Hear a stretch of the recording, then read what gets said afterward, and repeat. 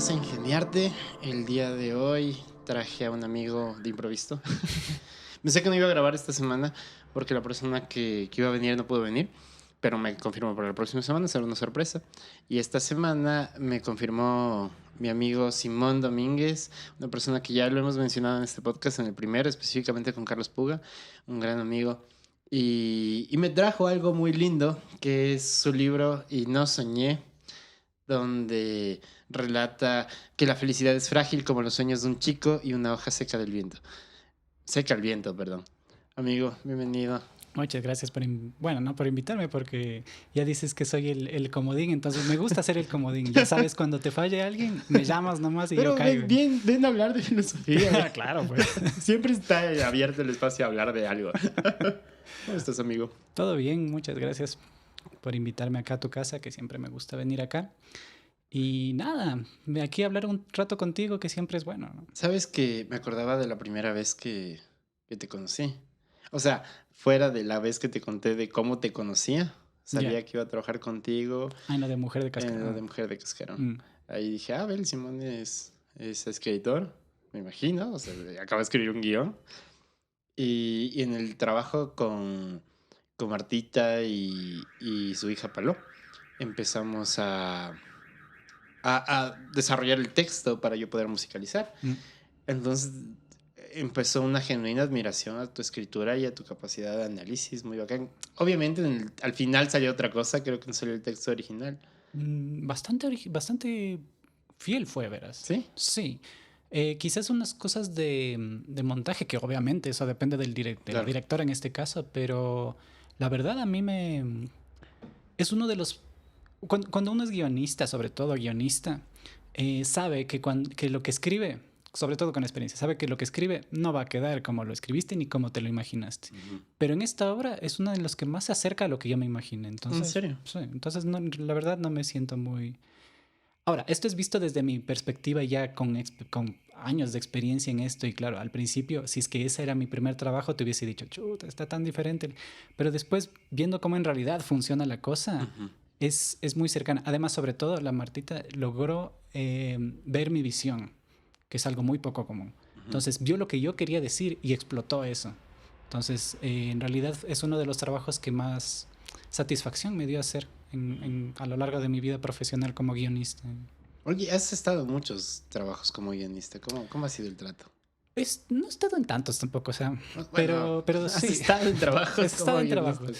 Sobre todo he trabajado para televisión educativa. Entonces he hecho muchos programas de televisión.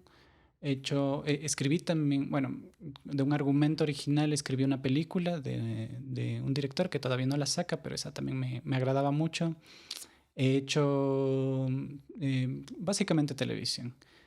La experiencia es que las productoras siempre tratan de ver, ¿cómo lo explico bien? No verte la cara, pero cuando saben que tienes como poca experiencia, tratan de exprimirte un poquito más. En este país sabemos que el ámbito audiovisual, artístico, de todo ese está muy mal pagado. No hay industria audiovisual, el artista no es considerado un profesional, no es considerada una forma de vida. De hecho, máximo llegas a hobby y eso con suerte. Aunque uno ve toda esa realidad, pero al mismo tiempo yo siempre veo cuando los artistas dicen, sobre todo cuando recién están acabando de estudiar, recién entrando en el mundo laboral y dicen, no hay cómo vivir del arte.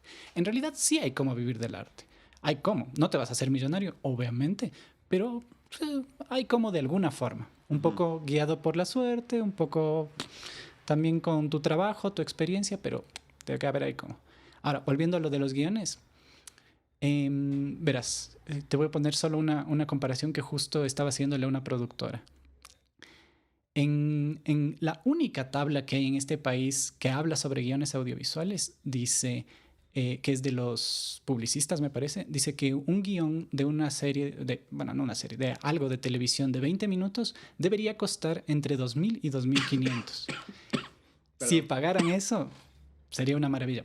Primero, porque más o menos es lo que cuesta en la región. En Colombia sí cuesta eso, un guión de 20 minutos, para empezar. Aquí, en este país, con suerte, te pagan 200. Ok, menos del 10%. Menos... Hablando de 2.000, 10%, Sí, 200, claro. totalmente. Si fuera 3.000, menos del 10% totalmente. Y te pagan eso así como, te estoy pagando bien, porque sí, porque hay gente en proyectos que te quiere pagar $80, $50. Recién me negué a participar en un proyecto porque querían que cada guión de 20 minutos lo saque entre 20 y $25. Entonces eso ya era como la ridiculez total. Y bueno, entonces uno se encuentra con todas estas realidades que al principio, cuando uno es primerizo, no se da cuenta. Es como, necesito trabajar, necesito pagar algo y cojo cualquier cosa, Claro. que está bien, porque eso te da experiencia y te da un poco ese primer dinero que vas ganando. Pero a lo largo de los años, uno se da cuenta de estas cosas y además empiezas a valorar un poco más tu trabajo. Aunque sea un poquito, ¿no? Aunque sea cobrar esos 200. Pero, pero ya no aceptas esos proyectos y la experiencia me ha dado la certeza de que si uno se niega a hacer un proyecto, vendrá otra cosa. De hecho, este proyecto que te digo que me negué a hacer, yo estaba con la duda, ¿no? Porque estábamos a final de cuarentena, mi esposa estaba sin trabajo y ya no teníamos ahorros y era como, debo aceptar esta cosa, pero al mismo tiempo algo en mi corazón me decía que no acepte y fue unos 2 días de estar pensando de si acepto o no acepto y al final no acepté. Te juro que 15 minutos después de que mandé el mensaje de no, muchas gracias, me llamaron de otro proyecto más, no el mejor, pero aunque sea un poco más decente. Y fue como, sí, o sea, hay que decirle al universo, oye, estoy aquí y esto no voy a hacer y mándame otra cosa. ¿Cómo confías en esta idea de la intuición? Yo pienso que, y es lo que te decía hace un rato tras cámaras, cuando estás trabajando estás en un proyecto tuyo.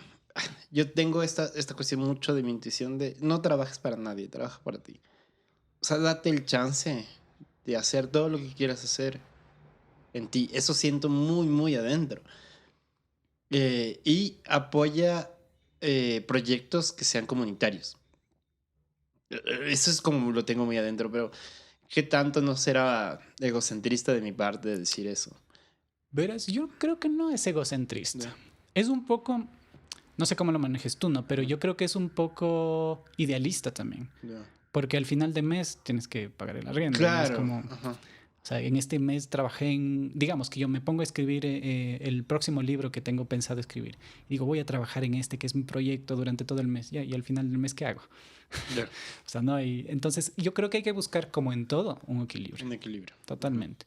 Entonces, claro, o sea, yo al mismo tiempo me he dado cuenta que debo aceptar estos proyectos, pero que tampoco me quiten la vida.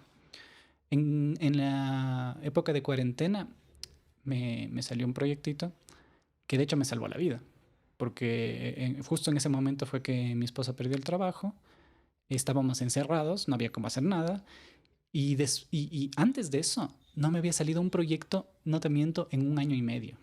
O No sea, había todo el hecho, tiempo de la pandemia. antes de eso, antes de la Qué pandemia, fuerte.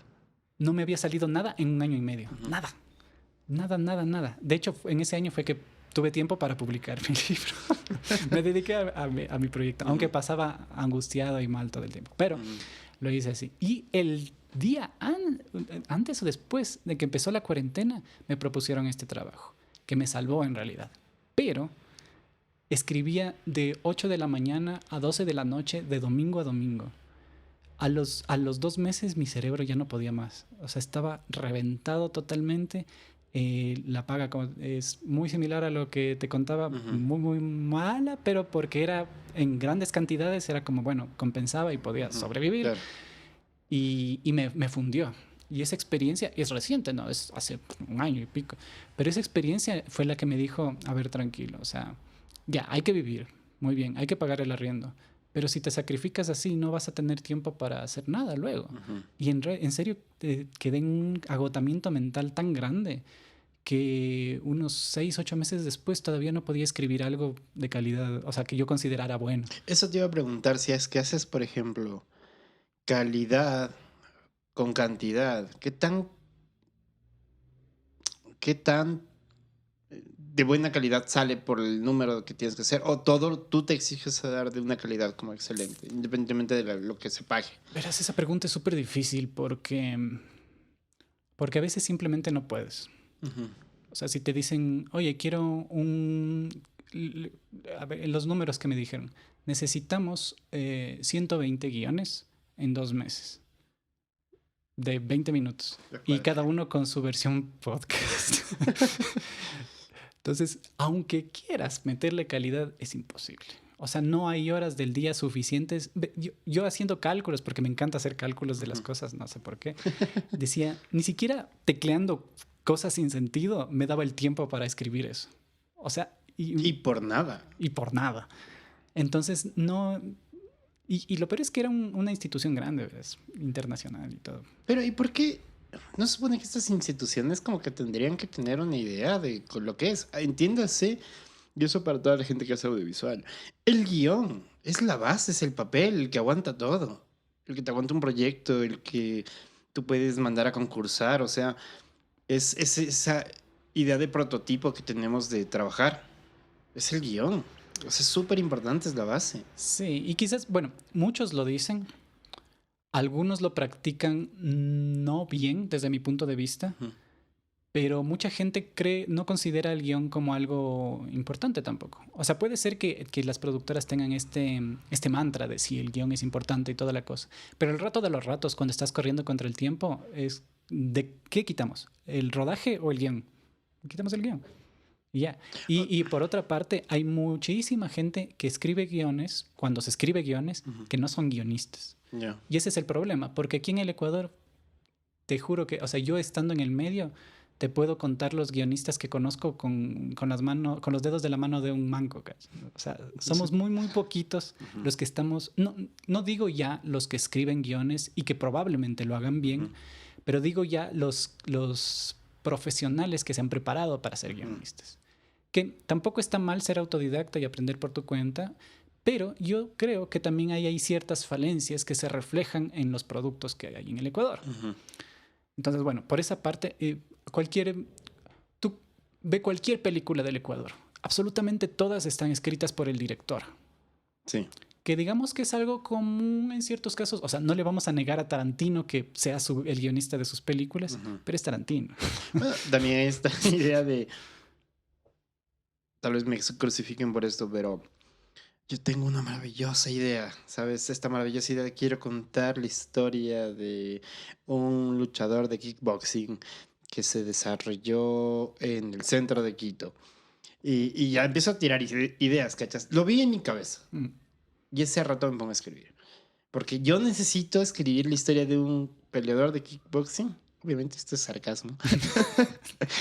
Que no está mal, verás. O sea, que no está mal que el director tenga una idea, que el cineasta tenga una idea, que quiera contar esa historia. Lo que a mí me parece que donde a mí me parece que está el problema es en el ego, que tiene mucho el mundo del artista aquí. Y claro, el gran director que ha escrito varias películas, ¿cómo va a contratar a un guionista para que le corrija su guión? ¡Qué impensable! ¡Qué terrible! ¡Qué aprobio! Y es un poco por ahí. Y eso me recordó, lo que hablabas me recordó un poco a un post que leí en uno de estos grupos de cineastas y cosas así, que alguien preguntaba, ¿qué debo estudiar para ser guionista? Y había gente que les decía, comunicación, literatura, y yo era así, pero estudia guión. Es una carrera per se. Y yo y de las iras se me ocurrió responderle como, es como que tú me preguntes, quiero ser médico, ¿qué debo estudiar? Y yo te diga, enfermería. No debes estudiar enfermería, aunque tenga que ver. No tienes que estudiar enfermería para ser médico, tienes que estudiar medicina. Y bueno, pero es que, bueno, digamos que, claro, tú como guionista lo entiendes, pero la persona, ya se evidencia que en el círculo general no se entiende que ser guionista es una carrera. Y bueno, sí, totalmente. Pero digamos que como es el mundo artístico, tiene muchas aristas, tiene muchas dificultades. No todo el mundo puede salir a estudiar como yo tuve la suerte de salir a estudiar a otro país. ¿Dónde estudiaste? Estudié en la Escuela Internacional de Cine de Cuba, de San Antonio de los Baños. Es una escuela increíble. Todo es cine todo el tiempo. Tú tienes muestras de cine o talleres a medianoche. Y tú puedes sentarte a hablar con un guardia sobre cine y los manes, es que está imbuido, ahí van a dar talleres Steven Spielberg, cuando yo estuve fue Coppola, entonces la escuela es un paraíso para el cine y tuve una gran suerte de estudiar ahí, que ahí estudié la primera maestría de guión que dieron en esa escuela. Y sí, yo entiendo que no todo el mundo tiene esa suerte.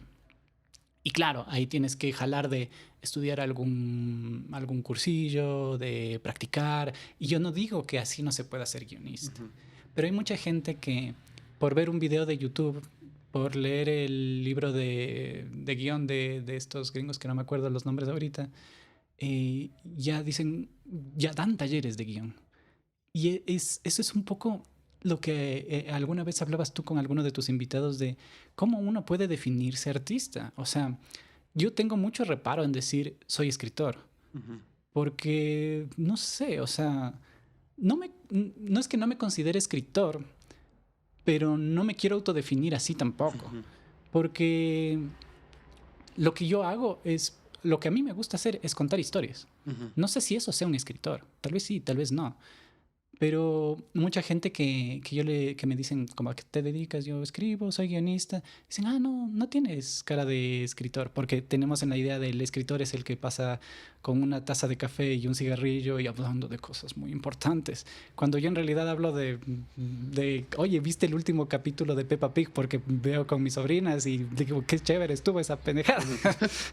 Bueno, no Peppa Pig, pero... Pero bueno, puedes ver cualquier historia y valorarla por lo que es. Y no tengo problema. Y que eso hay mucho problema en el ámbito, llamémoslo intelectual, profesional. Yo cuando estaba estudiando comunicación, y que fue una de las razones por la que les dejé, o sea, a ver, yo estudié comunicación no porque quería ser periodista, sino porque quería de alguna forma escribir y no quería estudiar en la Facultad de Filosofía, por razones obvias. Y había mucha, sobre todo los profesores que estaban más en ese ámbito de escribir, que era como una cosa muy puntual. Una vez yo en esa época me acuerdo que salió el último libro de Harry Potter.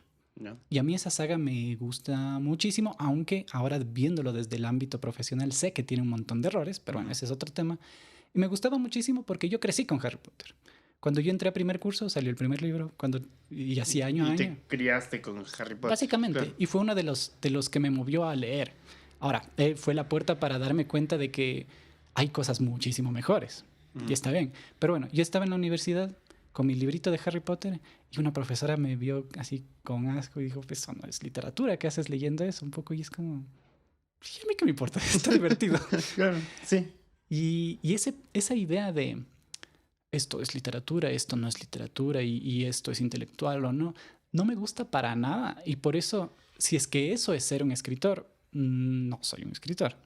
Porque a mí me gusta contar historias. Entonces, también tenía un profesor de guión que decía que las historias como dramas o las cosas realistas sobre todo comedias y tragedias son los artes mayores.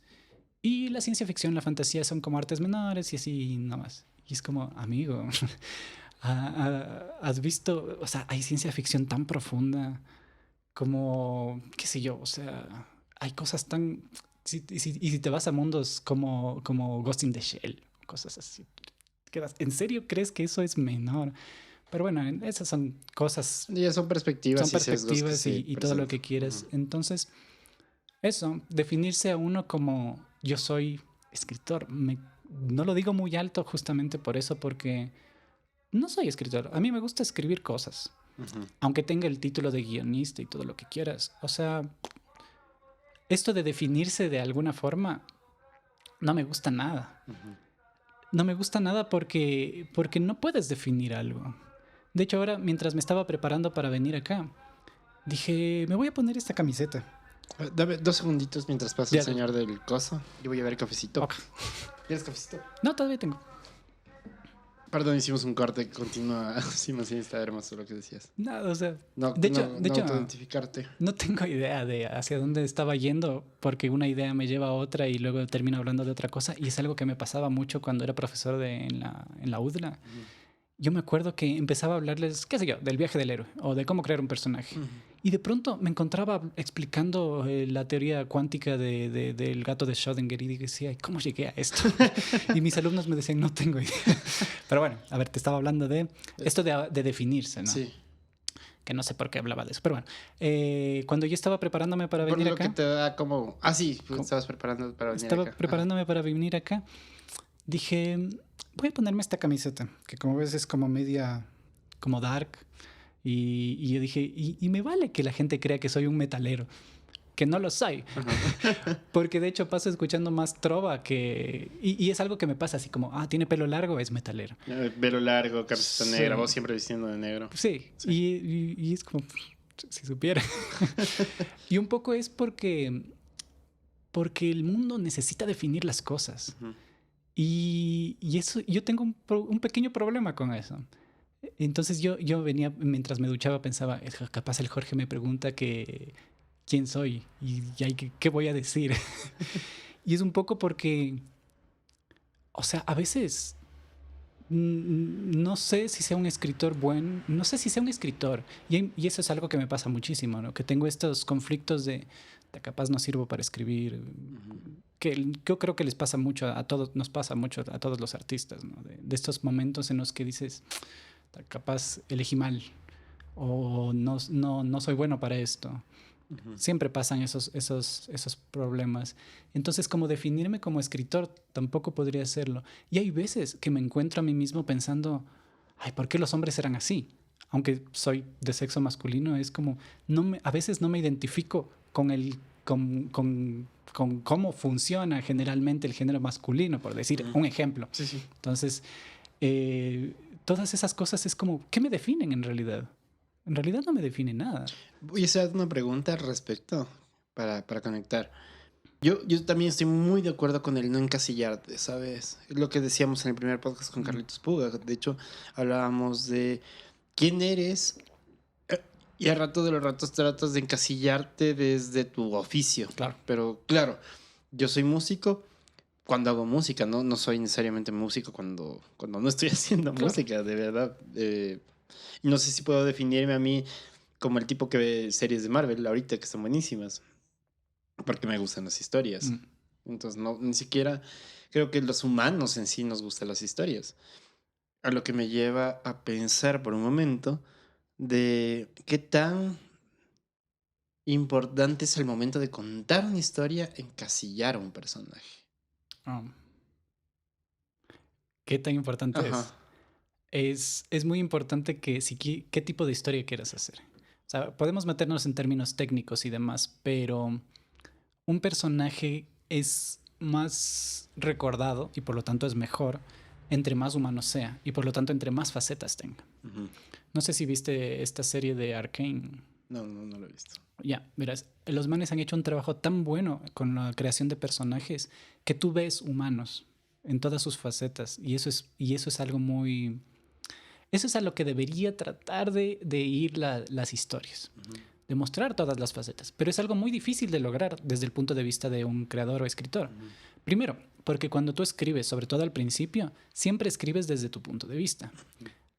Nadie te puede enseñar eso. Hay un proceso en el cual tú te das cuenta que debes salir de ti mismo para escribir diferentes tipos de personajes.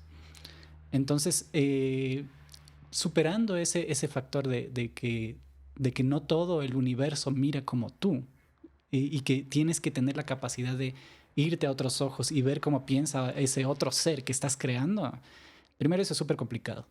Y luego mostrar todas las posibles facetas de un personaje aunque lo ames. Y eso es algo que pasa mucho. Cuando uno escribe una historia, quiere tanto a su personaje que no muestras las cosas feas. Que quieres mostrarlo héroe y quieres mostrarlo vivo y quieres mostrar... Y que es algo que uno de los errores que tengo en este libro que te regalé. Porque de hecho, como te decía antes fuera de cámara, este libro lo empecé a escribir hace 10, 12 años. Y lo terminé por un ejercicio más de concluir algo, al fin. Que de hecho fue muy terapéutico y todo. Pero cuando yo vuelvo a leer este libro, encuentro millones de errores. Porque obviamente era una de las primeras cosas que escribí. De hecho, escribí esto antes que Mujer de Cascarón y toda la cosa. Entonces, ok, tiene más historia. Es mucho más antiguo y por lo tanto sé que tiene muchos errores, pero debían hacer así. O sea, si me ponía a corregir todo y cambiar, ya no iba a ser esa historia. No, claro. Y lo tenía ahí guardado por eso mismo, porque ya había aprendido otras cosas, ya fui a estudiar, ya sabía otras herramientas que no sabía cuando empecé a escribir intuitivamente. Entonces, no es que sean errores cuando uno escribe estas cosas o escribe un personaje, como tú decías, como que hace un buen personaje. Yo creo que es súper necesario no pensar que todo lo que debes hacer debe ser bueno. O sea, tienes que hacer cosas que sean malas y tienes que mostrarlas.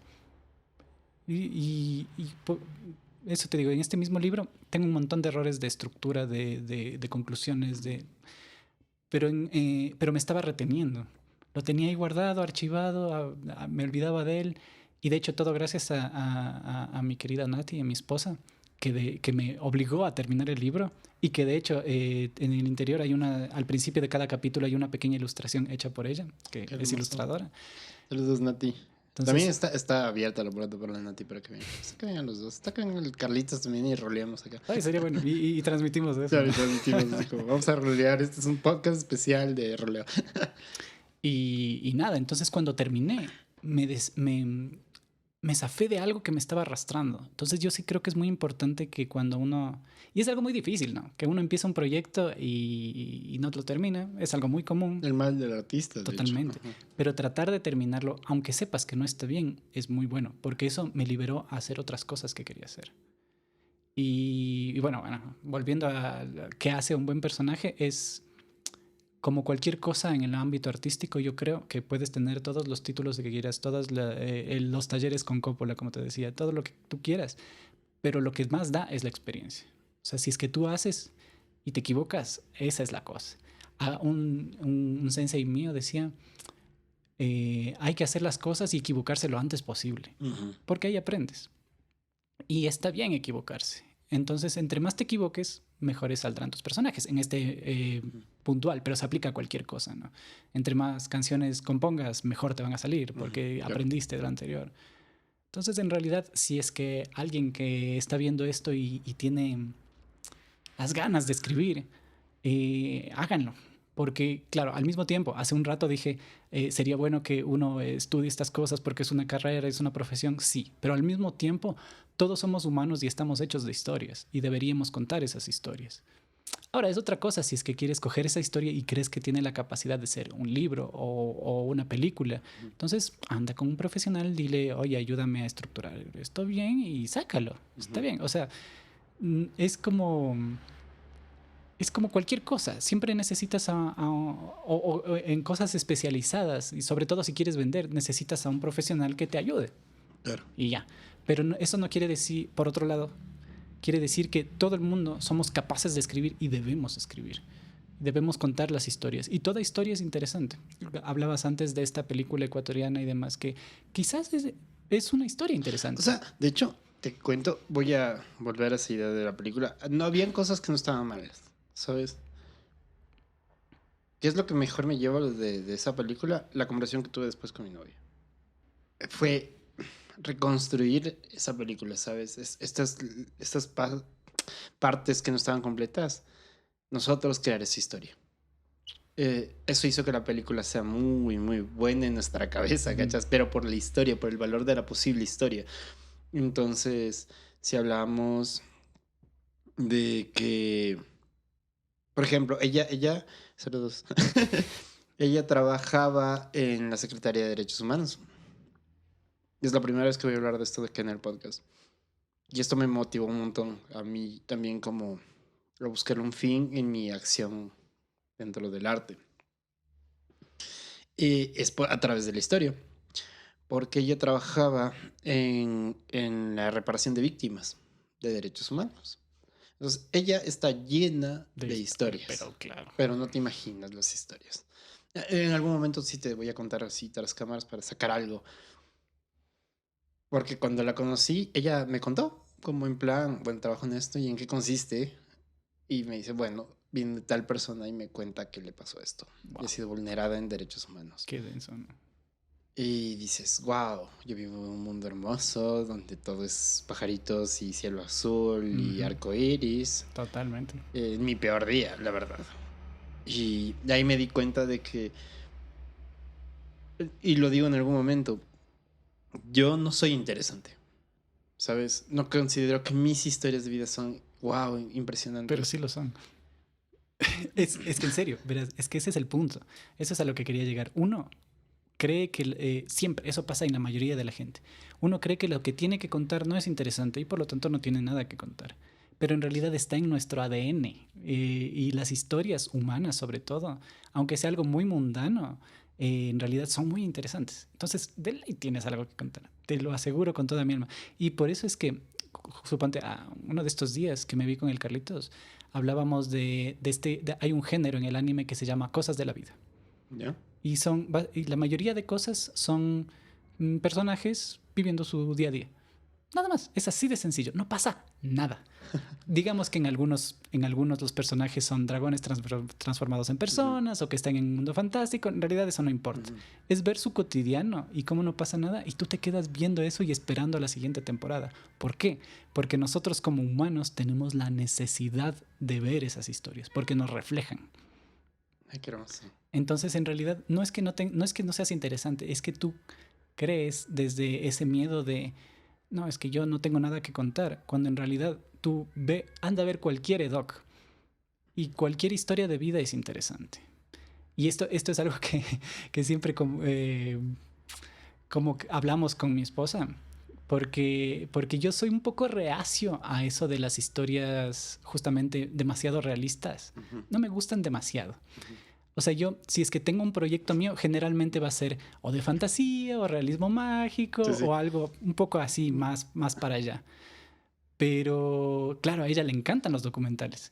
Y es como, ay, no quiero, ya veo la realidad horrible y no quiero ver más horrible. Y es un poco por eso. Pero en realidad, cuando me pongo a ver un documental, lo veo hasta el final, porque en realidad quieres ver esa historia. Aunque luego estés deprimido de una semana, que me pasa muy a menudo. Pero, pero no quiere decir que no sea interesante. Quiere decir que estamos hechos de historias, está en nuestro ADN escuchar, contar y consumir historias. Entonces todo el mundo debería contar su historia en realidad. ¿Sabes? Acabo de conectar dos cosas, como te decía hace un rato. Tal vez yo no siento que mis historias son tan interesantes. Pero esta historia que voy a... O sea, este camino que he decidido yo a través del arte para trabajar con víctimas de derechos humanos me lleva a mí a contarme esta historia, ¿sabes? O sea, de aquí se vienen un montón de cosas muy lindas que espero seguir en este formato de YouTube, no solamente en podcast, sino como YouTube el canal para, Mm. eh, y que no me muera de hambre en el intento. Eso sería perfecto. Pero, pero bueno, vamos de a poco, también no quiero comer ansias. Y porque siento que esas historias en reflejo mío eh, tienen que ser contadas. Entonces, tengo otro amigo, por ejemplo, el que escribió este libro, el que siempre lo estoy mencionando en este podcast, Exquisitades, por favor, cómprenlo. Creo que el autor lo vende, se llama Jonathan Álvarez.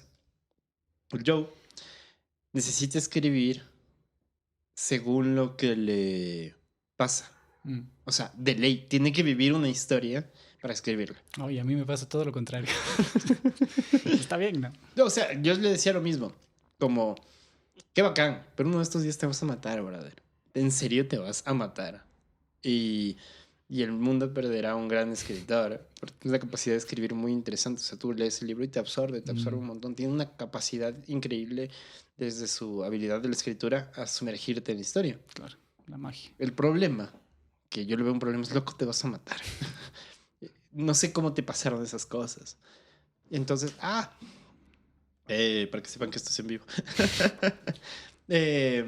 Justamente en ese momento decía, yo no sé, no podría vivir cosas como muy extremas para, para poder escribir algo. Y no necesariamente, como te decía antes, tras cámara estoy escribiendo, pero no desde un ejercicio de tengo que presentar un texto, un libro. No creo que va por ahí todavía. Pero yo estoy escribiendo, me siento muy hábil, pero decía, para vivir algo increíble, trascendental, que los consumidores lo puedan ver y decir, wow, es lo mejor que me ha pasado en mi... No va por ahí. Me encanta, y eso te iba a preguntar, la mentira. Cuando escribes una historia, ¿estás mintiendo? No. ¿Por qué no? aunque escriba de dragones y robots, zombies del espacio, en realidad estás escribiendo desde tu punto de vista. O sea, aunque no quieras, este ejercicio que hace este escritor, que lo hacen muchos escritores, de hecho, de vivir las cosas, de ir al lugar donde queman las papas para escribir, es una forma de patearte a ti mismo para que escribas esas cosas. Pero aunque no salgas de tu cueva y escribas solo desde tu mente, estás escribiendo lo que tienes en la mente. Entonces no es que estás mintiendo, estás, digamos, adornando tu pensamiento. Pero nunca jamás se sale de lo que tú crees. Aunque tú digas, a propósito voy a escribir algo que no creo. Tienes un, qué sé yo, no sé cuánto exactamente, pero digamos un 70% en tu inconsciente, que es tu cerebro inconsciente que está queriendo decir esas cosas. A ver, quiero conectar esta idea. Cuando yo era pequeño, me gustaba mentir, mamá. Perdón. Ni sabes, mentira. Y muchas cosas que me gustaba crear mis historias. Me encantaba crear mis historias. Me ayudaba a, a hacer un juego el sábado por la tarde. En ese entonces no había internet. Claro. ¿no? Y los niños salíamos a jugar. Pero a veces. O no. Ajá. Oh, y sí, claro. Y venía a mí esta idea de. ¿Qué tal si jugamos a que vienen unos extraterrestres y nosotros tenemos poderes mágicos y estos poderes mágicos son con estos palos? Siempre tenemos que tener 2 palos. Y entonces empiezas a crearte estas ideas de cómo se llama, del juego en sí, ¿no? Tenemos que ser tales antes de Harry Potter. Pero, y en esos momentos, cuando estabas viviéndolo, ¿lo sentías como una mentira? Yo no lo sentía como una mentira, ¿sabes? Ahí está la respuesta. No lo sentía como una mentira. Y de hecho era muy real. Creo que todos, eso es algo muy subjetivo, pero creo que todos vivíamos esa experiencia. O yo la disfrutaba un montón porque todos estábamos metidos en eso, en ese juego, en ese momento. Y te inventamos una historia que no era real. Que no era real. Ajá. Pero eres justamente, y justo para un poco enlazar, el contenido de este libro trata de eso. No exactamente de las fantasías, pero sí de los sueños. Lo que yo quería demostrar un poco, bueno, una de las cosas que quería contar con este libro es que los sueños son reales. O sea, porque uno cuando sueña dice y se despierta dice, qué chévere, y lo considera como una historia. Pero no tenemos la idea de que eso sea real. O sea, nadie tiene la concepción de que un sueño sea real, ¿no es cierto? Para empezar. Pero es real. ¿Por qué? Porque es algo que tu cerebro te está queriendo decir. Entonces, en ese momento es tan real como esta mesa o este micrófono. Es real. Claro, aquí lo lleva un poco a la fantasía en el que los sueños se materializan per se, pero bueno, esa es otra cosa. De hecho, eso me pasó otro día. Y por eso te decía la mentira. Traté de llevar este juego de mi cabeza a la realidad. Eso pasaba en el juego, pero ¿qué pasa cuando tú un día me habías soñado de que yo era una persona que tenía un montón de niños, un niño que tenía un montón de cosas, que venía de otra familia, otra realidad, y que a través del sueño me había transportado a esta realidad, y que mi yo se había ido a esa otra realidad y yo no entendía lo que pasaba y empecé a jugarme desde esa mentira. Yo sabía que no era yo, o sea, yo sabía que yo era yo, pero empiezo a jugar a que no era yo. Empiezo a creer que mis circunstancias eran diferentes como habían sido en mis sueños. Empiezo a jugar eso con mi primo. Saludos. y mi primo se reía porque sabía que estaba mintiendo. Pero yo estaba jugando, ¿me explico? Pero para ti era real también. Sí, ya, o sea, yo sabía que para ser un buen mentiroso tenía que creérmelo. Sí, y eso es muy necesario, es muy chévere y a la vez puede ser muy peligroso y oscuro. Porque me acordé de una cosa que me pasó a mí en la infancia también, y es que por alguna razón se me metió en la cabeza, bueno, a ver, desde muy pequeño yo tuve ciertas cosas y que ahora recién las estoy definiendo. Por ejemplo, estoy casi completamente convencido de que estoy en el espectro autista de alguna forma. No he sido diagnosticado, tampoco quiero insultar o de alguna forma menospreciar a la gente que está en el espectro autista, pero últimamente he empezado a ver y a investigar sobre eso y estoy casi completamente seguro que estoy en alguna parte de ese espectro autista. Y cuando era niño tenía muchos problemas por este problema de relacionarme con la gente, de la ansiedad social, de un montón de cosas. Y además, y esto sí me dijo alguna vez un psicólogo, una psicóloga, que de pequeño tenían una gran posibilidad de tener esquizofrenia. Qué fuerte. Y ese es el nivel extremo de que de estas cosas que creemos que son mentiras sean reales. Y para un esquizofrénico te juro que son reales. Entonces, cuando yo era niño, tenía unos episodios en los que tenía pánico por algunas cosas, como por ejemplo yo, cuando subía unas gradas que había en mi casa, yo sentía, era parte de la imaginación de un niño, uno podría decir, sentía que había unos cocodrilos que querían morderme los pies. Pero yo te juro que sentía esa sensación de algo a estar a punto de...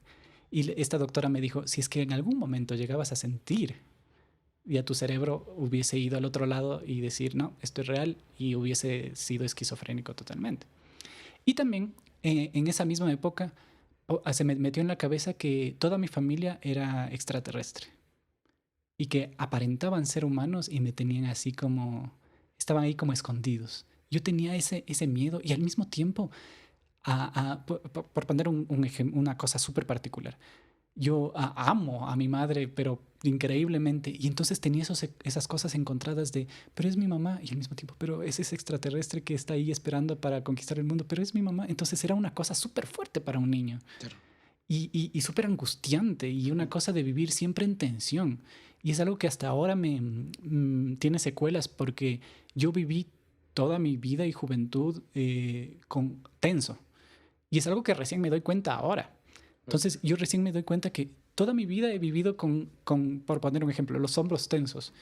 Y ahora eso es la razón por la que tengo dolores de espalda y por la que siempre tenía esta ansiedad social. O sea, no es la razón, pero... Pero es parte de... Tiene que ver. Imagínate vivir toda tu vida así tenso y que recién te des cuenta a los 30 años. Es como...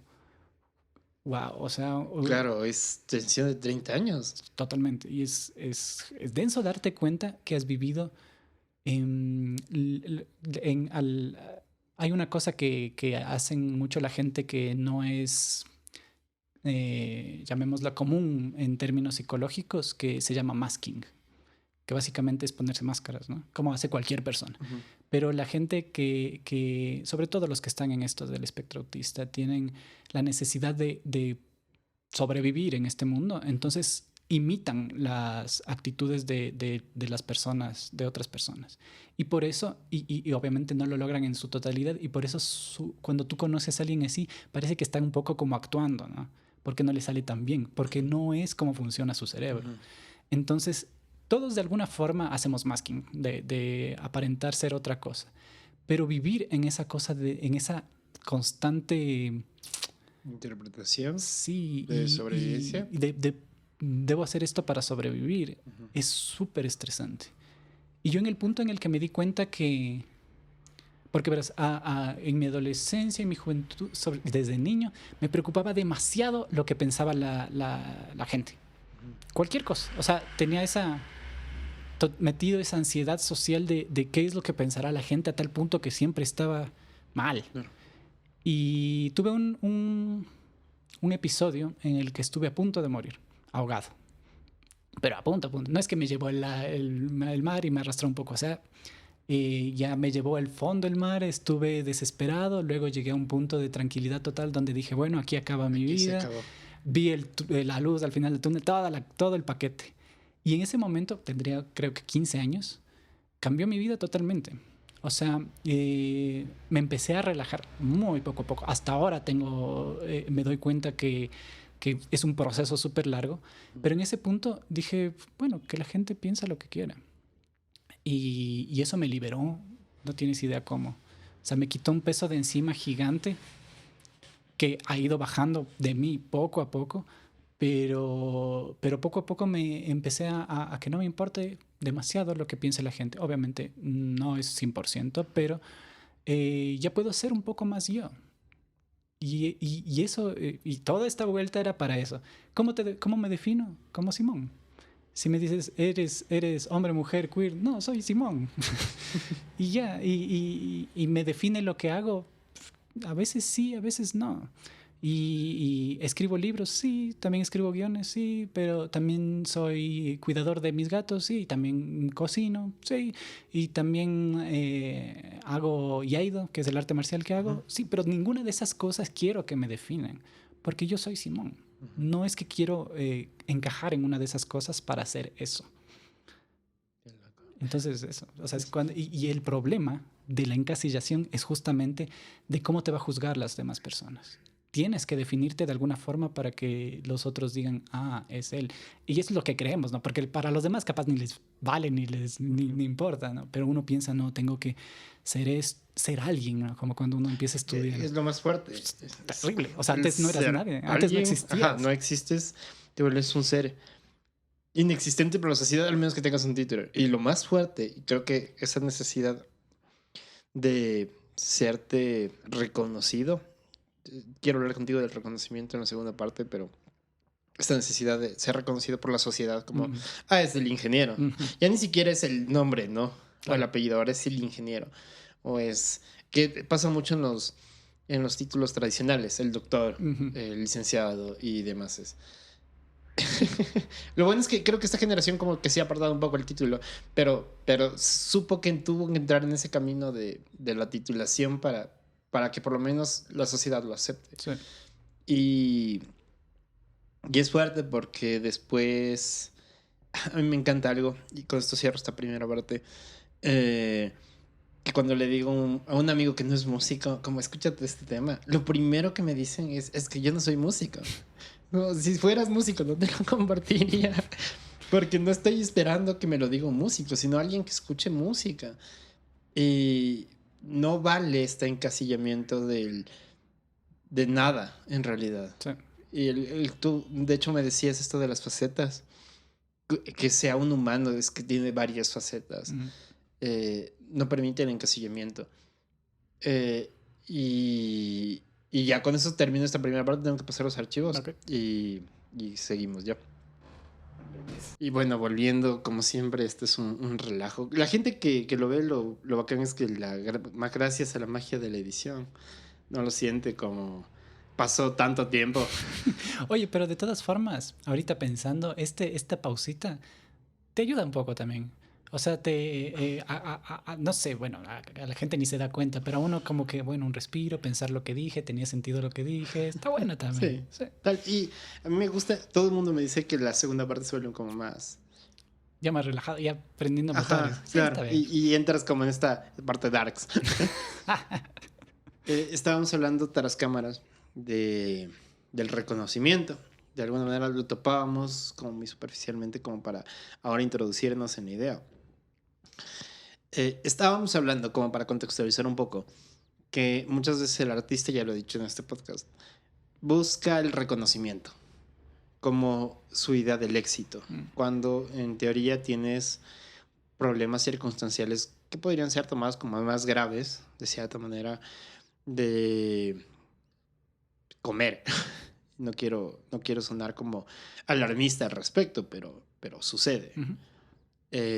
Tal vez las personas que tengan una vida un poco más privilegiada no lo sientan tanto, ¿no? Como si vives con tus padres.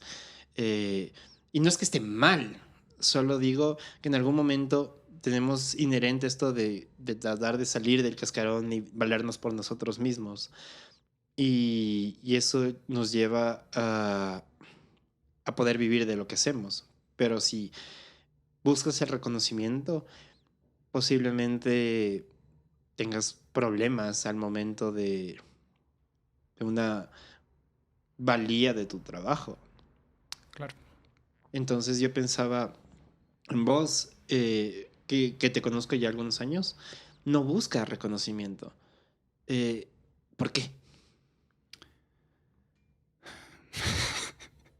Qué pregunta. Hay 10.000 factores, sí, me imagino. Y al mismo tiempo ninguno, ¿no? Es como, porque no me importa, te podría decir. Pero no, a ver, el reconocimiento. Un poco hablando de lo que decías de los privilegios que se me quedó un poco en la cabeza es, muchas veces hay evidentemente artistas que viven y viven bien de lo que hacen y muchas veces está relacionado con que son herederos de alguna familia que venía con plata, que tuvieron más oportunidades, que su principal problema no era qué voy a comer mañana.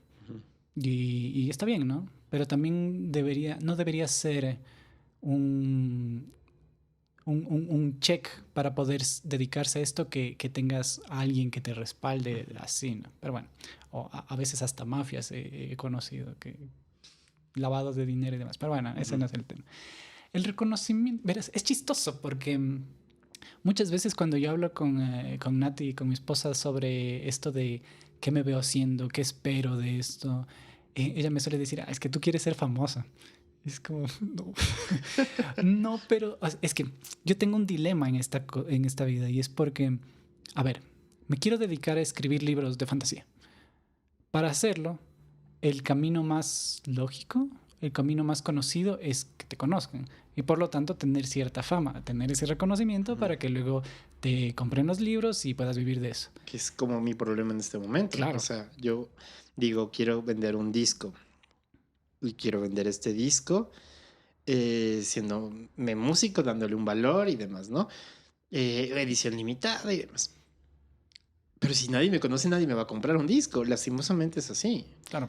Y mi crítica era, y no es solo no salir de la zona de confort, porque muchos me dirían, pero es que, y me han dicho, como, pero deberías mostrarte más, que la gente que cache que eres artista y que eres músico. Y no es una zona de confort el hecho de decir, es que no quiero hacerlo porque no me sentiría cómodo haciendo eso. Simplemente no soy yo.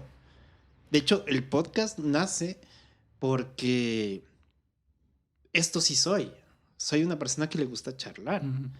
Entonces decía, prefiero que me conozcan como una persona que le gusta charlar con las personas antes que el músico que se toma las fotos y que hace lobby y que va a eventos.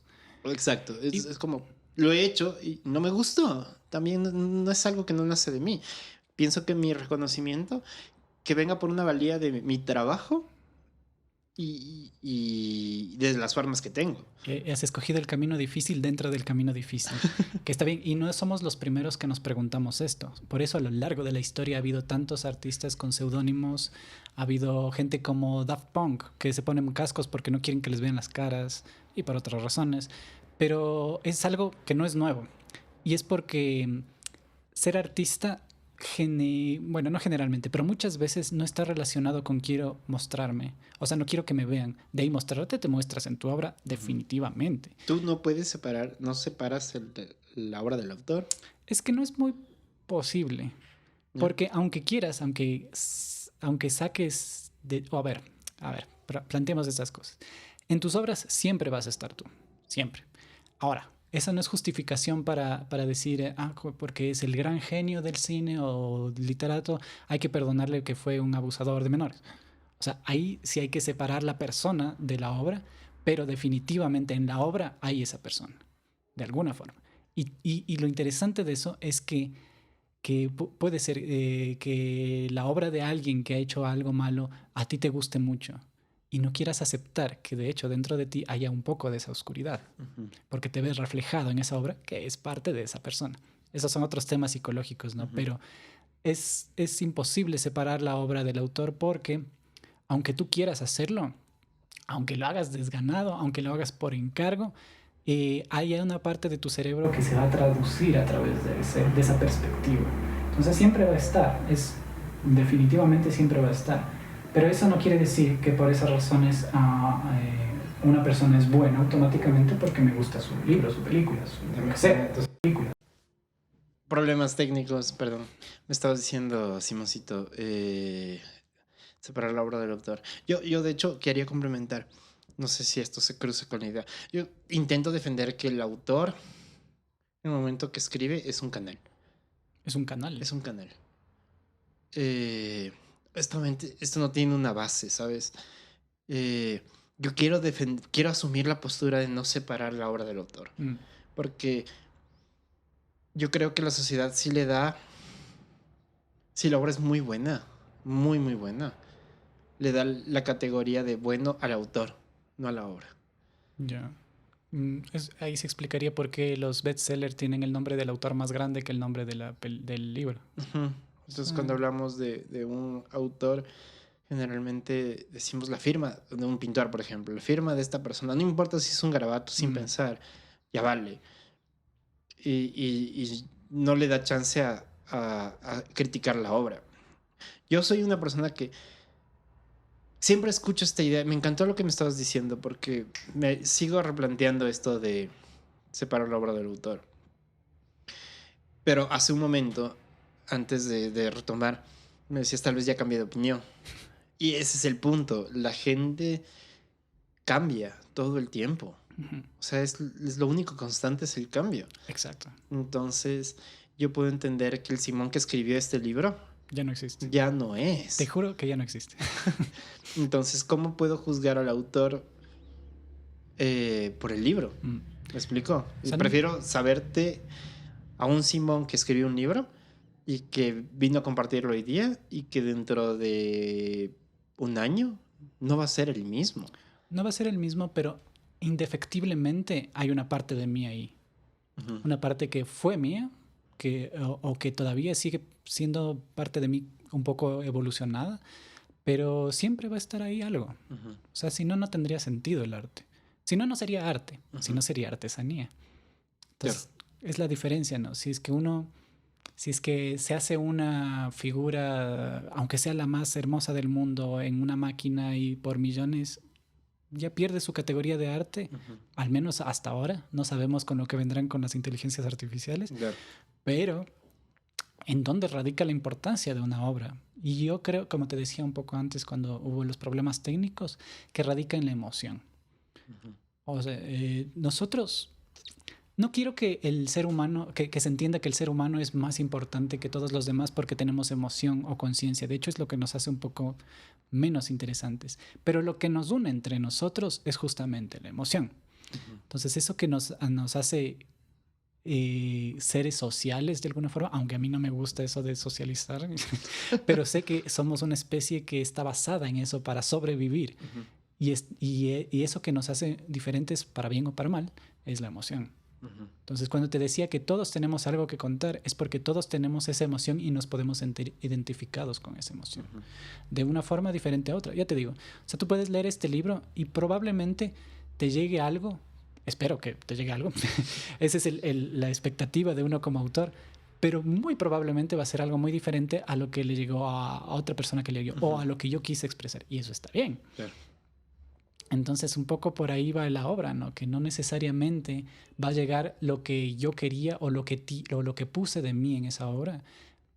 Está ahí, efectivamente, pero lo que va a llegar a ti es algo relacionado contigo. ¿Qué es lo que me une a ti? Es Ujú. una cosa muy Qué compleja, ¿no? lindo, Pero... pero me decías la definición del arte hace un rato. Sí, una de las más antiguas definiciones filológicas de la palabra arte es lo que tiene unidad o lo que va a la unidad. Entonces, supuestamente, en ese concepto, lo que tenga más una unidad, que sea más cerrado, más unidad, Ujú, es más arte. Obviamente, a lo largo de los siglos le hemos dado otras características, ujú, pero es un concepto muy bonito, ¿no? Es como si es que la cosa que estoy creando es redonda, sin aristas, y se explica a sí misma, es más arte, podríamos decir, qué ¿no? lindo. Mm, mm. Y qué bacán que se lo haya conseguido así antes. ¿Crees que se ha perdido esa definición del arte? Yo creo que ha evolucionado. Ujú, Porque ahora tú podrías definir como qué es unidad también. Y en ese sentido, toda película que te deje con un final abierto no sería arte porque no está cerrada con una unidad. Pero sí lo está.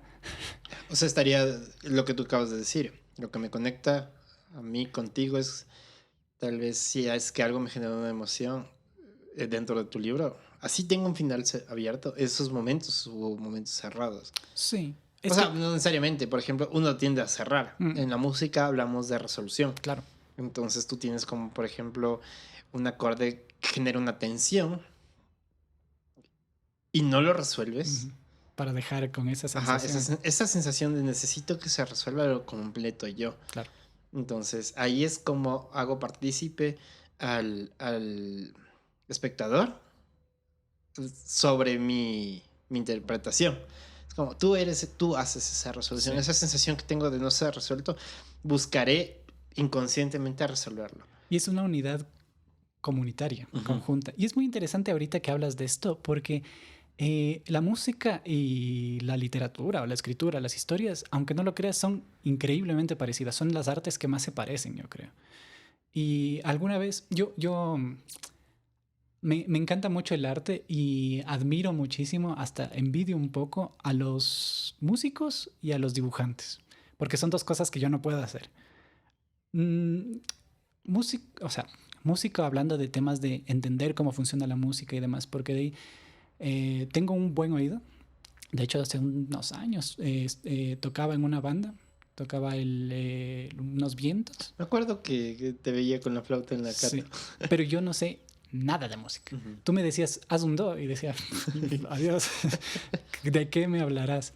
No sé nada de música en términos técnicos, pero tengo un buen oído. Entonces eso es como una maldición al mismo tiempo, porque no sé cómo hacer música, pero al mismo tiempo es como que siento cosas a través del oído y al mismo tiempo envidio a los músicos porque pueden transmitir esas cosas con la música. Y bueno, es una cosa muy compleja. Oye, pero voy a acotar. Sería lindo que veas el podcast de Julián Frangi, que lo voy a dejar acá en la En la caja de pestañita. descripción. Porque Julián explica la música de una manera que dices, así debía aprender la música, ¿sabes? Como él convivió con la música, que es algo que creo que te pasa, de alguna manera, o sea, cuando uno dice tengo buen oído y escuchas música, es convivir con la música de cierta manera. Verás, no lo sé, porque yo creo que tengo una carencia musical muy grande. Pero en conocimientos. En todo sentido. Porque verás, yo empecé a escuchar música como tal a los 21 años. Antes de eso, yo nunca tuve como... o sea, los adolescentes en general tienen como la música muy presente en sus vidas. Yo no lo tenía. Por diferentes razones. No vienen al caso. Pero esa como... La música es algo que puedo elegir y escuchar y apreciar. No lo tuve hasta muy tarde en mi vida. Entonces, no conozco a muchos grupos. Suponte, he escuchado y sé cuál es una canción del Cuarteto de Nos con suerte. He escuchado una canción de Metallica porque venía en el Guitar Hero.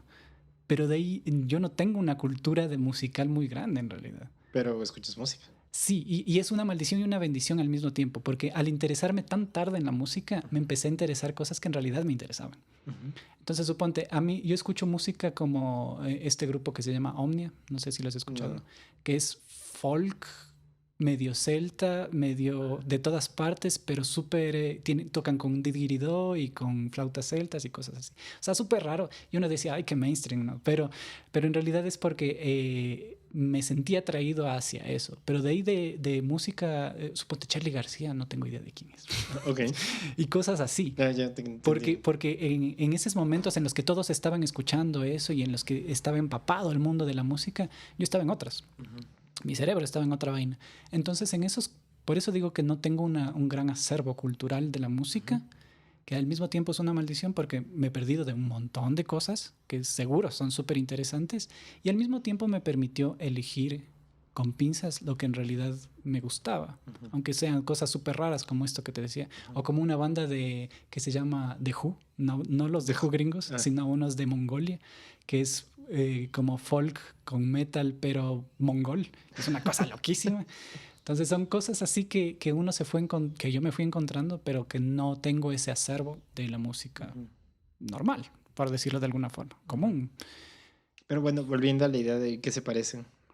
¿Qué se parece que la escritura. Sí, un montón de cosas. Verás, yo cuando empecé a estudiar guión ya profesionalmente, en la escuela de cine donde estudié, tuve una suerte de grandes profesores y una vez un profesor dijo, vamos a que el director de la cátedra de sonido nos hable de una cosa. Y nos llevó y nos explicó cómo es la estructura de la música clásica, que se llaman tú debes saber. las piezas, no, las orquestas, no. Sinfonía. Sinfonía. No. La estructura de una sinfonía. Y el man nos explicó y fue como, es exactamente la estructura que tiene una buena historia. Primero por eso. Luego te das cuenta que las historias tienen ritmo, que tienen melodía, que tienen intención, que puedes hacer esto de dejar en tensión. Es exactamente lo mismo que una canción.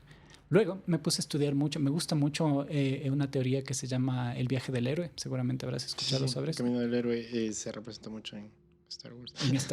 O sea, es muy estudiado en Star Wars porque es muy fácil encontrarlo, pero de ahí puedes encontrar esa estructura en todo. Y ¿Viste Doom?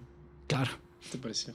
de hecho la vi en el cine. Qué hermosa experiencia que fue en el cine. Y tengo la suerte de ser calificador de películas. Ah, ¿la viste antes? La vi antes de que se estrene en IMAX, yo solo en la sala de cine. ¡Qué cosa! Impresionante. Bueno, después por internet te pediré un favor. No, fuera de jodo. Yo sabía que Doom inspiró a George Lucas muchísimo para su trabajo en Claro. Star Wars. Y decía, pero no es esta, o sea, tiene cositas, pero es como un Star Wars súper para adultos. Mm. Decía, y no encuentro al maestro, o sea, no encuentro esta estructura del camino del héroe tan digerible como pasa en Star Wars. Claro, no, es que eso te digo. George Lucas cogió a propósito esta estructura y la hizo muy evidente. Y claro, entre más evidente lo hagas, más éxito va a ser. Pero de ahí tú puedes coger cualquier historia, hasta la más mala, hasta la que tenga estructura de cine de autor, y le puedes encontrar esa estructura. Y es porque es como se representa la vida. Y tú te refieres un poco, porque también hay que, bueno, no diferenciar, pero ver que son diferentes cosas la mirada del autor de una película a la del libro. O a la de la otra película, de Lynch, que habla de otras cosas y se enfoca en otras cosas. Pero bueno, es la misma historia, ¿no? Pero sí, o sea, es interesante esto del viaje del héroe porque se aplica a todas las cosas. Y si tú coges una canción y la desentrañas usando el viaje del héroe, te juro que lo encuentras la misma estructura. Y es súper interesante. Qué loco que este símil, no. De hecho, eso me di cuenta, bueno, me di cuenta así ya más con certeza cuando hay un youtuber que es como odiado y querido por mucha gente, que se llama Alvinch, no sé si lo has escuchado. Sí. Sí. El man hace una comparación entre la música y el viaje del héroe. Y el man como es tan así como un poco ya obsesivo en las cosas, te lo explica así a profundidad y está tan bien explicado que cuando yo daba clases en la UDLA les ponía ese video para que vean la estructura del viaje del héroe y que de paso se den cuenta que está visto en toda obra de arte. Qué hermoso. En teoría, si eres lo suficientemente suspicaz, podrías encontrar la estructura del viaje del héroe en un cuadro. Eso estaba pensando, porque se me dio por pintar. Sí. Ahorita mis cuadros no son copias de cosas, pero sí necesito como entender otras cosas primero como para educarme, que son la forma, la profundidad, la luz, el color, y muy empíricamente. O sea, de repente me doy cuenta que tal trazo hace tal cosa y tal textura lo puedo hacer con tal pincel. Es muy lindo cómo estoy aprendiendo a hacer arte digital. Sigue siendo digital, pero sigue siendo este trabajo manual de pintar. Claro, de expresarse también. Ajá. Pero decía, ¿dónde el símil? Lo primero que pensé ahorita fue, ¿dónde está el símil del camino del héroe? Es una pregunta. Sí. O sea, no, porque justamente ayer me preguntaba de cómo hacer un cuadro desde mi idea de creatividad. Ahorita estoy estudiando, digamos, pero cómo hacer algo que sí me cuenta una historia, ¿sabes? Claro, o sea, ¿qué diferencia este dibujo de mi portada, que es cualquier cosa, a las meninas? Ya, claro. Sí. Es muy complejo. Tampoco sé mucho sobre pintura, a pesar de que tengo 2 tíos que son pintores, pero sí, o sea, dentro de ahí está la magia, ¿no? ¿Cómo cuento una historia en una imagen o en una fotografía, como los fotógrafos? Y es súper complicado porque depende de cierto, yo creo que también depende mucho de ciertos tipos de inteligencias. Yo, por ejemplo, tengo un cerebro que es muy lógico, deductivo, y al mismo tiempo tengo una inteligencia de escritura, ¿no? Y eso a veces nos da un poco de cosa hablar de esto, porque claro, primero, la definición de inteligencia es la lógica deductiva, y si no tienes eso es que no eres inteligente. Bueno, pero ya se ha demostrado que hay diferentes tipos de inteligencia y demás. Y yo creo que sí es necesario, o al menos se hace más fácil cuando tienes un poco más desarrollada la inteligencia espacial y gráfica, no sé cómo se llama exactamente, pero cuando tienes eso seguramente es más, fluye más. ¿Por qué digo esto? Porque yo cuando escribo siento que es algo muy fácil, o sea, siento que fluye y a veces me pregunto, como, ¿cobro por esto que se me hace tan fácil? Y luego me doy cuenta que otras personas es como, ni siquiera se imaginan cómo lograr hacer eso, cómo lograr transmitir de esa forma. Entonces, hay que apreciar nuestra inteligencia. Aunque para uno sea algo fácil demostrar algo, no quiere decir que para todo el mundo sea fácil. Y no porque soy mejor que los demás, sino para es complementario. Eso. Es como yo me soy útil al servicio desde mi inteligencia hacia algo más. O sea, tal vez yo puedo percibir las cosas de una manera diferente. Esa forma diferente hace que tengas una perspectiva que tal vez no habías tomado en cuenta para cumplir un trabajo. Y al mismo tiempo, y hablando de nuevo de esto que empezamos a hablar de ser reconocido un poco, es, suponte, hay mucha gente que es muy inteligente dibujando y que hacen unas cosas. Conozco a un buen amigo que, saludos si es que me está viendo, que se llama Shuhei Nomura, es japonés y vive aquí desde hace un tiempito, que es ilustrador, hace unas cosas y tiene de hecho un mural muy cerca de aquí a media cuadra. A la vuelta, sí. Y es, o sea, primero, no es como tradicional, o sea, no es como, digámoslo, como es, no sé la palabra adecuada, pero como tradicional de proporciones y ese tipo de cosas, pero tú sientes que te está expresando algo. Y para él seguramente expresarse así es mucho más fácil que hablar, sobre todo porque habla el japonés. Pero a veces nosotros mismos como autores no apreciamos eso porque nos resulta un poco más fácil expresarnos así. Y también eso demuestra a la demás gente de, es solo un dibujito. O sea, ¿por qué quieres cobrar tanto por un dibujito o por un cuento o por algo así? Y claro, un mortal que no sabe dibujar, cuando se pone a dibujar hace cualquier cosa y no se da cuenta que no es solo un dibujito. ¿Tú creerías, me gusta este reto, de decir a estas personas que piensan que solo es un dibujito, decirles, bueno, hazlo tú? Sí, o sea, es que es algo... Y no es una cuestión como de orgullo. No. O sea, yo solo digo, por ahí si me dices opera un tipo, estamos en una emergencia y me toca operar a alguien, posiblemente esa persona se va a morir. Totalmente. Simplemente no puedo hacerlo. Y reconocerme, estoy poniendo un caso y una metáfora muy extrema. Ajá. Pero para ejemplificar el hecho de que a mí también se me hace fácil componer. No es algo que digo, wow, es algo que me exige como cargar piedras u operar a alguien. Pero totalmente. Y al que se le hace, o sea, es que es algo lógico. Uno va a hacer lo que se le hace más fácil hacer porque lo va a hacer mejor. Y seguro los que son top en sus, ya sean médicos, ingenieros, lo que sea, es porque se les hace fácil y pueden mejorar en eso. Entonces no es que, qué facilista está haciendo lo que se le hace fácil, sino porque es lógico que uno va a hacer lo que es más apto para hacer, ¿no? Por eso también te especializas, adquieres habilidades y herramientas y está muy bacán. Sí.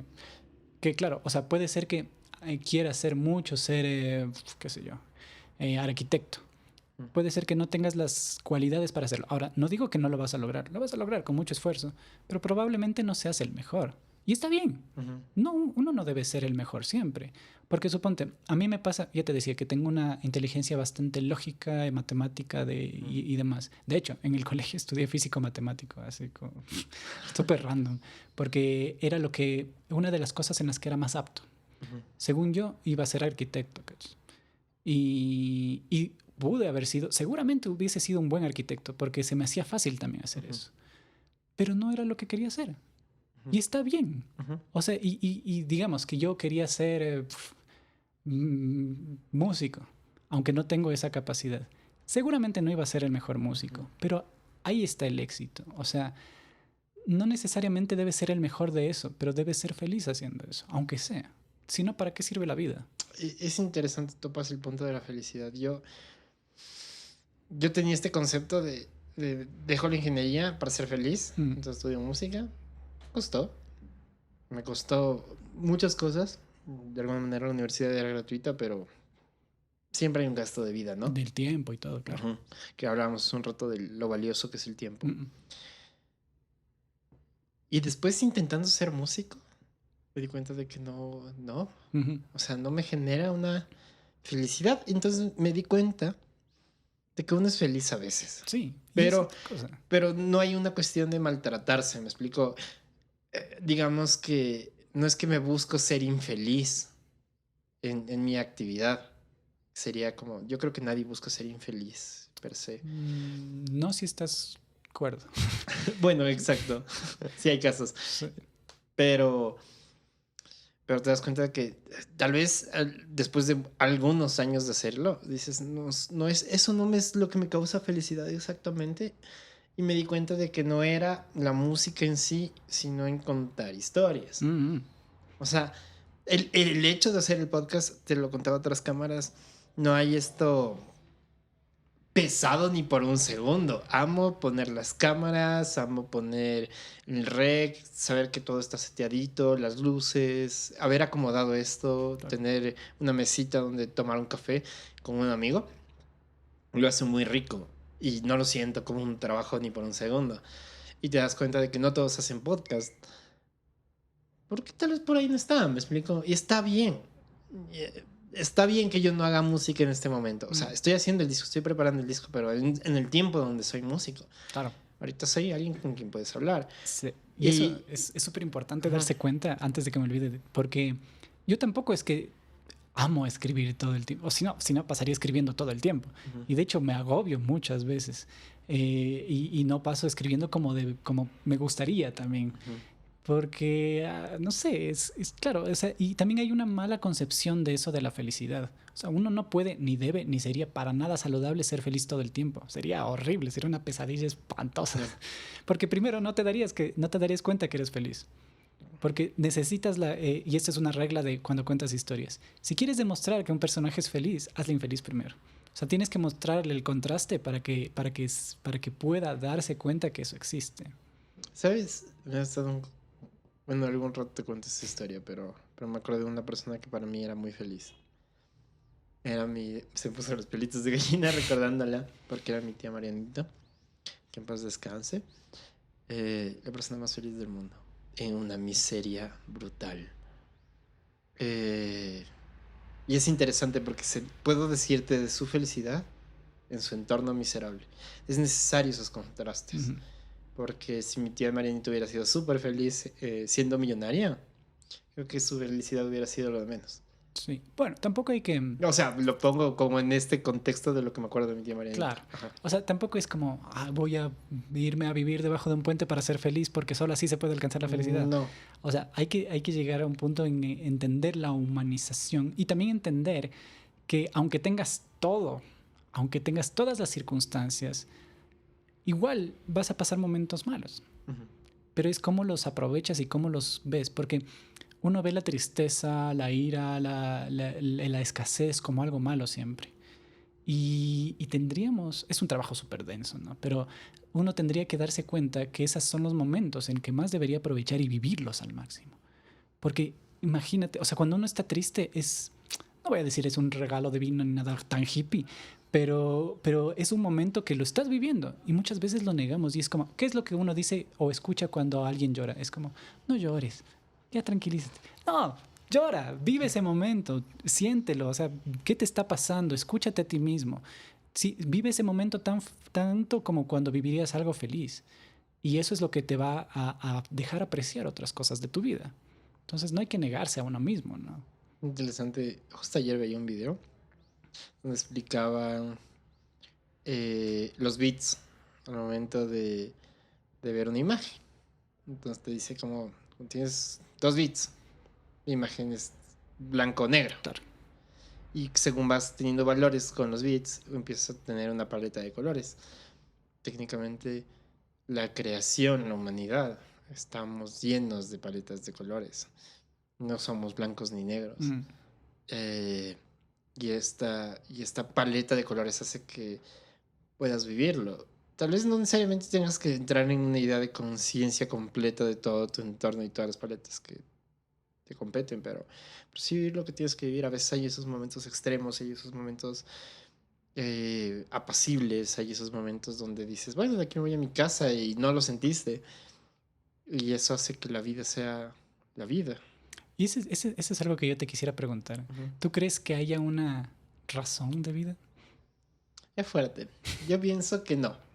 Yo pienso que el humano no sabe lo que quiere, ¿sabes? Que es un pajazo mental de que a alguien se le ocurre en algún momento porque las condiciones se dieron para que tomes un camino y quieras contarte una narrativa que te funcione.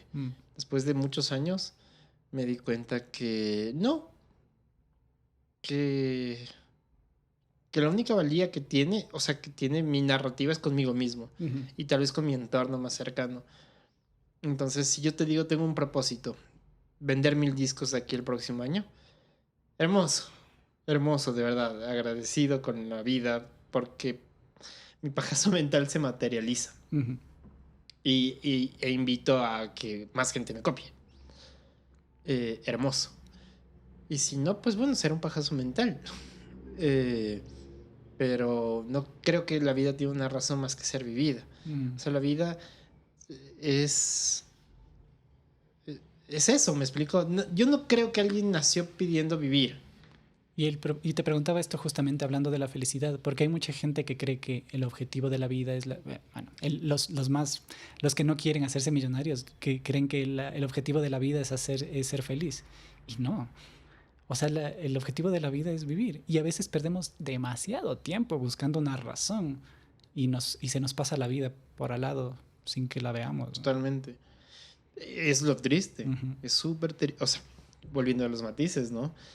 Está bien que también tengas ese sentido triste de que no encuentras la felicidad para darte cuenta, tal vez en un momento que la vida es la vida y ya, y es tu vida y eso es valorable. Y esto lo conecto con las historias y para ir cerrando. Pasa que tú vives tu vida, ¿no? Y al momento que tú vives tu vida, no se ve reconocida frente al otro, ¿sabes? Claro, porque al otro no le importa tu vida. Pero, y sí, importa. Sí, no. Ajá, o sea, tal vez no hablemos de mayoría, pero hablemos de Lana, tu esposa. Voy a ponerme trágico. Pero si tú te mueres, o la Nat se muere, independientemente de lo que creamos de la muerte, yo creo que es parte de la vida. Entendiéndolo como parte de la vida también. Ella se iría con una parte de tu historia, ¿sabes? Una parte que solo tú y ella conocen. Claro. Conectando la historia, ¿sabes? Me has dado, creo que tuve un momento eureka, donde la historia y el reconocimiento solo tienen sentido cuando la historia es buena, cuando tienes algo que contarle a otro. Ahí es donde el reconocimiento viene per se, no necesariamente... Claro, no es algo que buscas, sino algo que viene pasa cuando tu historia es buena. Creo que me llama. Sí, creo. Le pones una pausa para Te lo paso. No, pero más bien para pagarle nomás. ¿Dónde también estará? Perdón. ¿Sabes de qué es esa canción? No. Es de un anime que se llama Mushishi y es una obra de arte. Es japonés. Donde no pasa nada, pero pasa mucho. Qué linda que es. Y bueno, decía, yo como caché, intenta contar tu historia y al momento que otro pueda contar tu historia, el reconocimiento está ahí en la historia, ¿sabes? Sí, pero no es lo... Sí, o sea, si es que no es lo que buscas, tiene sentido que venga de por sí, ¿no? Sí y no a la vez, porque depende de tantos factores. Suponte ¿tú sabes la razón por la que la Mona Lisa es tan famosa? No. Es súper chistoso, verás, porque es por una casualidad y por un robo. Bueno, dos robos. La Mona Lisa ha existido mucho tiempo. Y estaba ahí como cualquier otro cuadro en el museo. Nadie le paraba bola, la gente pasaba de largo, hasta que a alguien se le ocurrió robarla. Y entonces todo saltó un cuadro robado, una obra de Da Vinci robada del Louvre de París, y se hizo mucha publicidad al respecto de dónde está esa obra. Y de hecho se perdió durante años, estuvo perdida. Tanto que dicen, creo que escuché la historia de que, que la que está en el Louvre no es la original. Siguen nutriendo la historia. Sí, y es parte de esa historia. Pero lo interesante es que se le hizo tanta publicidad que se hizo famosa por esa. No por su valor intrínseco, que es un buen retrato, pero tampoco es la mejor obra de Da Vinci, ni de lejos. Entonces es como porque se la robaron y porque luego regresó y todo esto de espías y quién se la robó y quién la tiene y dónde está. Y ahora es como la obra de Da Vinci y vale millones, cuando antes de eso no valía tanto. O sea, era una obra de Da Vinci, obviamente, pero estaba ahí como tantas otras. Locura. Entonces ahí no depende de la calidad ni de la profundidad de la obra, que es buena, pero quizás no es la mejor. No es quizás el man ni siquiera pensó demasiado cuando la hizo. Pero ahora hay estudios que la sonrisa y que esto ¿y de qué depende? De una historia. Pero en este caso no depende de la obra, sino del marketing que se le dio alrededor de ella. Amigo, para cerrar ya, ¿dónde te podemos encontrar en redes si es que te interesa? Si quieren hablar contigo, si quieren comprar un libro, o sea, este es tu espacio. Es chistoso porque justamente vi el podcast que le hiciste a Miñaca y que decía, dejen de estar en redes sociales, y dije, sí, señor, y borré. O sea, no borré, pero ya desde ahí casi no he visto, y sí es muy, muy interesante esa nueva antigua realidad en la que encuentro tiempo para leer, que es algo que debería hacer mucho más, sobre todo haciendo lo que hago y que he dejado de hacer mucho. Pero bueno, ahí están mis redes. Me pueden encontrar en mi fanpage de Facebook como Simón Domínguez Barahona. Ahí suelo subir cosas, algunos relatos, a veces cuando... generalmente no doy talleres así como voy a dar un taller, sino que alguien quiere aprender a hacer algo y yo hago como un taller específico para esa persona. Entonces, si quieren aprender cosas más técnicas de escritura, me pueden escribir por ahí. Creo que eso en realidad, porque las demás redes que uso, la verdad no es que las uso profesionalmente, sino que solo... Y ahí también te pueden contactar por... Ahí me pueden contactar por el libro que está a la venta en la cafetería Tres Gatos. ¿Ya? Qué lindo. Tengo que ir, no conozco, ¿sabes? Es muy bonito. Y en ningún otro lugar. Aquí en el Ecuador, pero pueden contactarse conmigo. Si es que están aquí en Quito, yo puedo llevársela personalmente, así del autor, como de la mata a la boca. Y si es que están en otra provincia, pues podemos llegar a alguna cosa de servientrega o algo por el estilo. Y en España, si es que alguien escucha en España, está en muchas librerías de España. ¿En serio? Sí. ¡Wow! Es que está editado en una editorial de España. Editorial de España. Sí. Hay que, por favor, gente de España, gente de Europa, que tengo gente que me está escuchando en Europa, en Francia y en Italia, les agradezco mucho. Vayan, cómprenlo, en serio. Yo estoy seguro, no hay en digital. Sí. Y estoy seguro que es una obra maravillosa. Simoncito. Y solo una cosa más. Sí, claro. Que sí está en digital. O sea, este libro también se lo puede comprar a nivel mundial a través de Amazon. Entonces puedes comprar el digital o el impreso que te lo llevan a la puerta de la casa. Dejaremos links abajo de la descripción de este video. Muchas gracias. Para que te puedan seguir y todo. Amigo, siempre le digo esto a todos los invitados, ¿no? Siempre una segunda parte es rica porque no somos los mismos, estamos en continuo cambio y estoy seguro que la próxima vez que te invite no hablaremos de lo mismo. De hecho, hay tantas cosas por hablar, de hecho. Que esta es tu casa. Y siempre podemos hablar de cosas. Siempre te puedo usar como comodín de hoy viene Simón Domínguez. Me encantaría, ¿sabes? Claro. Lo hago público. Porque me da mucho de qué hablar con vos. Carlitos tiene toda la razón de que eres una persona maravillosa. Yo le decía senpai. Y ahora me enteré qué significa senpai. Y lo reafirmo, ¿sabes? Porque eres una gran persona y lo acepto. Muchas gracias. No, ya sabes, si es que te falla algún invitado, tú me llamas, yo cojo mi bicicleta y vengo. Hermoso, gracias Simón. Y a todas las personas que llegaron a este punto, no se olviden suscribirse, denle like, compartan, me ayudan un montón a que esto crezca para que le llegue a gente que le podría interesar.